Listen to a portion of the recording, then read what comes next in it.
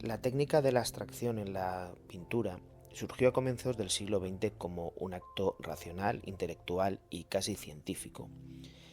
Pero hubo un problema, y es que antes de los grandes nombres de la abstracción, de la pintura abstracta, una mujer ya estaba pintando con esa técnica, décadas antes de que se hablara ni siquiera de ella.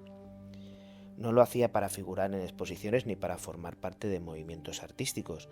Lo hacía porque afirmaba que no era ella quien pintaba, sino fuerzas invisibles que canalizaba a través de su mano y de sus pinceles. Su nombre era Hilma af Klint y su historia combina arte, misticismo, ciencia y misterio. Durante años pidió que sus obras permanecieran ocultas, convencida de que el mundo aún no estaba preparado para verlas.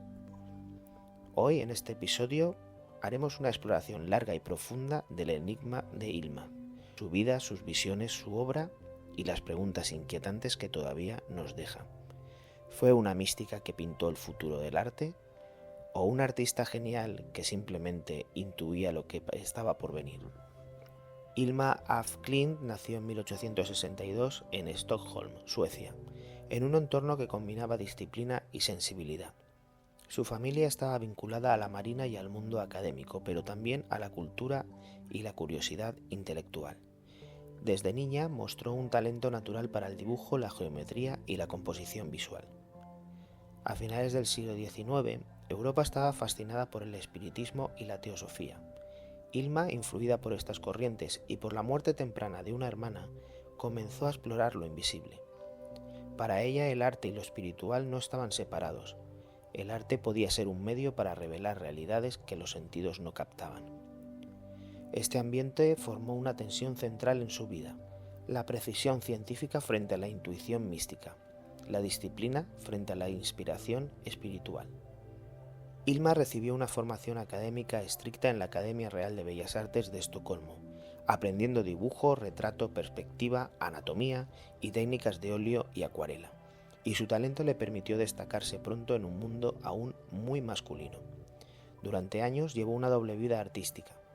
Por un lado realizaba encargos convencionales y pinturas naturalistas, pero por otro creaba obras abstractas guiadas por visiones que mantenía ocultas. La abstracción no surgió por rebelión estética, sino por mandato de lo invisible. En la década de 1890, Hilma se unió a un grupo de mujeres conocido como las Cinco, dedicadas al espiritismo y a la investigación de lo paranormal. Se reunían regularmente para sesiones de escritura automática, dibujos guiados y comunicación con entidades a los que llamaban los altos maestros. Hilma empezó a dibujar sin control consciente, registrando símbolos, espirales, diagramas y colores dictados por fuerzas que no podía nombrar. Su arte se convirtió en un puente entre lo tangible y lo invisible, un lenguaje secreto que solo ella entendía completamente. En 1906, según sus propios escritos, Hilma recibió una orden directa de un espíritu llamado Amaliel. Debía crear una serie de obras destinadas a un futuro edificio llamado el Templo, que serviría como representación visual de la evolución espiritual de la humanidad. No sabía dónde estaría ese templo, ni quién lo vería, pero Hilma debía obedecer. Este mandato se convirtió en la fuerza motriz de su producción más radical. La urgencia de su trabajo provenía de un mandato que trascendía la voluntad personal. Así, entre 1906 y 1915, Hilma af Klint produjo más de 190 pinturas de gran formato. Trabajaba en estado de trance, a veces afirmando no comprender del todo lo que plasmaba. Eran espirales, círculos concéntricos, óvalos, símbolos masculinos y femeninos, geometría y colores codificados. Cada obra era parte de un sistema más grande, como piezas de un mapa del alma y del cosmos. Pintaba la dualidad, el movimiento y, en definitiva, la energía invisible que conectaba el mundo físico con el espiritual. Y así, mientras pintores famosos como Kandinsky y otros artistas comenzaban a teorizar sobre la abstracción, Hilma ya había creado una obra completa, coherente y radicalmente distinta a todo lo que se conocía. Pero ella no lo sabía y ni siquiera le importaba. No buscaba un reconocimiento. Su obra era un canal y no una carrera. Esta anticipación genera un misterio central. ¿Cómo pudo alguien desarrollar un lenguaje visual completamente nuevo, sin referentes, décadas antes de que los grandes nombres de la abstracción hicieran aparición en el mundo del arte? Ilma en este periodo conoció a Rudolf Steiner, el teósofo y filósofo. Buscaba con esta asociación, con esta amistad, comprensión, consejo y tal vez algún tipo de validación, pero lo que recibió fueron advertencias y silencio. Su trabajo no podría ser entendido en su época. Esta confirmación la convenció de que debía mantener sus obras en secreto, confiando en que el futuro las recibiría con los ojos preparados.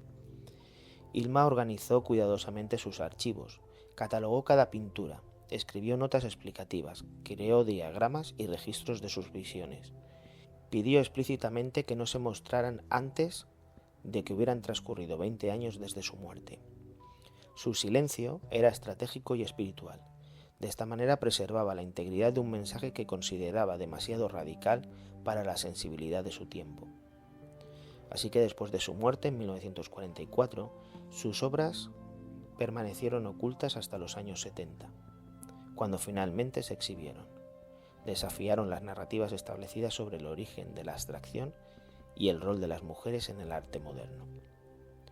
La crítica y el público se encontraron con un cuerpo de trabajo visionario, místico y avanzado, y que no encajaba en ninguna escuela conocida.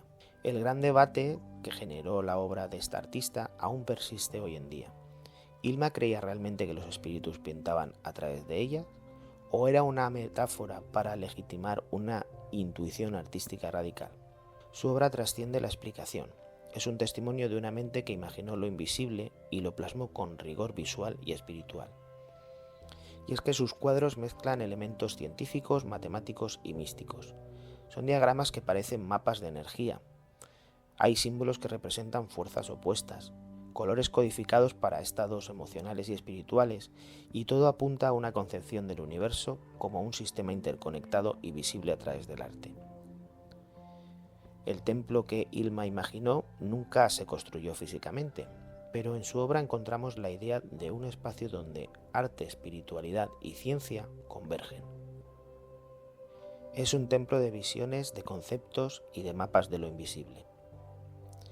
Ilma continuó trabajando hasta sus últimos años, manteniendo la coherencia y la disciplina de su proyecto espiritual, y como dijimos antes, murió en 1944 dejando tras de sí un legado que redefiniría la historia del arte décadas después. Hoy sus obras se exhiben en museos de todo el mundo, desafiando interpretaciones y consolidando su posición como una pionera absoluta de la abstracción. Ilma af Klint no pidió ser creída, no buscó ni fama ni reconocimiento, simplemente pidió ser escuchada. Sus cuadros nos invitan a mirar más allá de lo invisible, a cuestionar la linealidad de la historia del arte y a aceptar que el conocimiento y la intuición pueden viajar a través de lo invisible. Y nunca sabremos a ciencia cierta si los espíritus o seres de otra dimensión o de otro mundo guiaron su mano en sus cuadros, pero tal vez solo ahora comencemos a comprenderlo.